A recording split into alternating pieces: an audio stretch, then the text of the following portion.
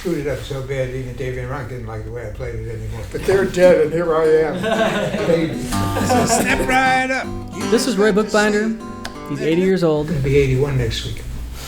Sorry, 81, but he has been a gigging folk musician for the better part of 50 years, which is, dang, so awesome. He was a student, friend, and colleague of Rev Gary Davis, Pink Anderson, Dave Van Ronk, just to name a couple random people. The other week, I was lucky enough to have Roy Bookbinder here in the shop with Todd Albright. I got to ask him what it was like to meet Rev Gary Davis, how he even got in this folk racket to begin with, and any advice that he might have for young musicians who are looking to get into the game today.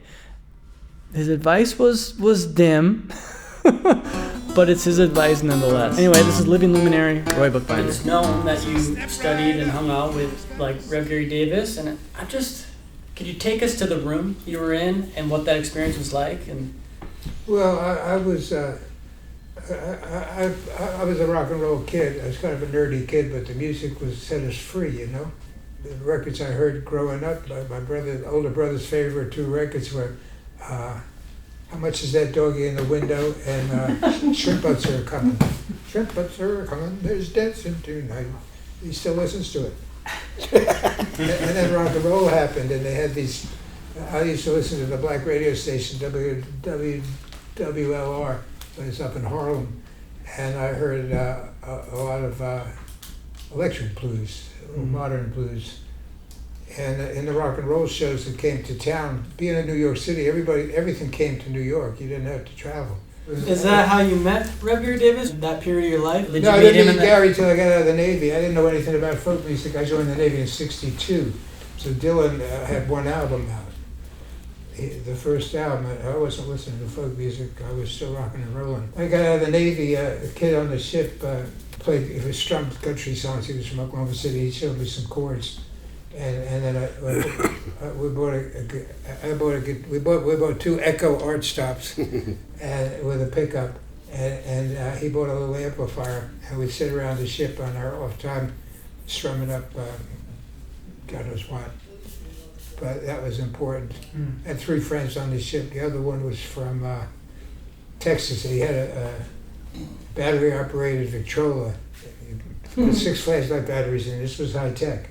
And he had a record by Lightnin' Hopkins and John Lee Hooker. I never heard that stuff. And the third guy was getting out of the Navy 6 months after I got on the ship, and he was going to be a beatnik. He was a cool guy. He was going to grow a beard, and he was going to live in Brooklyn or Greenwich Village, and he was reading Ferlinghetti and Kerouac and all. And when he got off the ship, he gave me all the books. So I had all the books. I had the guitar, and I heard Lightnin' Hopkins.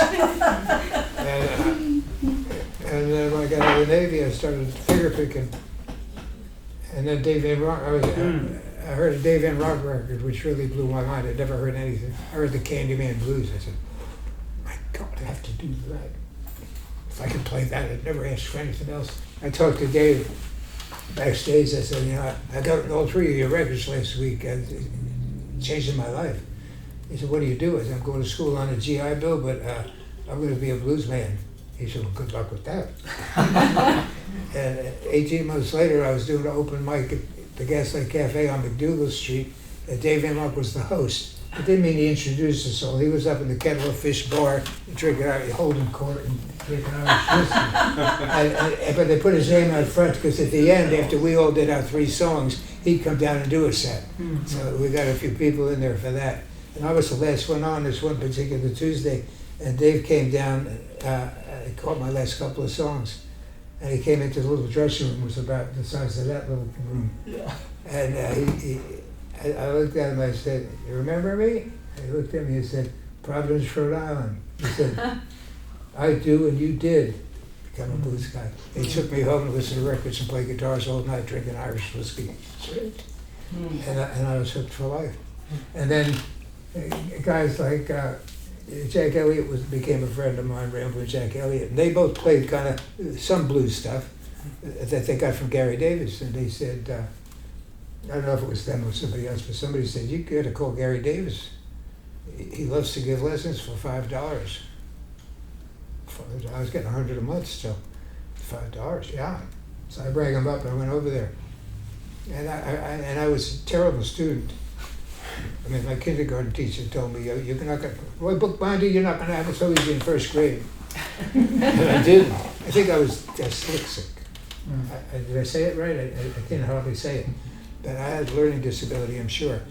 So I called up Gary. He said, "What can you play?" I played him Candyman Blues. He didn't like the way I learned it from Davey and Ronk's record. And he played it a little different. He messed with the timing. And Gary wanted you to play like Gary. I didn't have the ability. In 3 hours, he screwed it up so bad, even Davey and Ronk didn't like the way I played it anymore. But like, I was telling my audience, but they're dead and here I am, baby. So, you know, and then Gary told me not to come by for a while. I was a terrible student. Yeah. He didn't tell me that, but my money was good. And he said he was going on tour, and his manager sent him a tour. It's on the kitchen table. I took a look. I said, "Whoa, I got $50 saved up. Maybe I'll go with you." He laughed. But before I left, he said, "Bring you $50. I'll carry you the rest of the way." And that was it. Dropped out of school yet again. Broke my mother's heart again. Better to be lucky than talented, smarter, good looking. That's my mantra. You told me that today. You told me that earlier today. Yeah. I don't know anybody who's held a career as long as you've held the folk singer's career. Well, I never changed. I'm still doing basically the same show. I'm a better entertainer, and it's all about entertaining people, not showing off how good you play the guitar. I tell my students, I'm not a great guitar player. I know plenty of them. And I actually know 8 chords and 4 ways to make them, and that's it. And I haven't, I got a good right hand, and I'm satisfied. But I used to beat myself up that I was sitting there with Gary Davis and I couldn't do it. And all those guys that can do it, they can't make they all have jobs, doctors and lawyers. Thank God. But nobody cares. Nobody cares about the old music. I know there's a few musicians in here who are considering a lifelong path such as yours, and what is some advice or insight you could give? It's a bad time to get into it. I mean, people don't really. I mean, the pandemic was the biggest kick in the butt. I mean, the whole thing was been dying for years.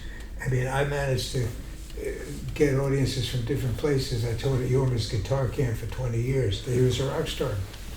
And so he opened a lot of doors.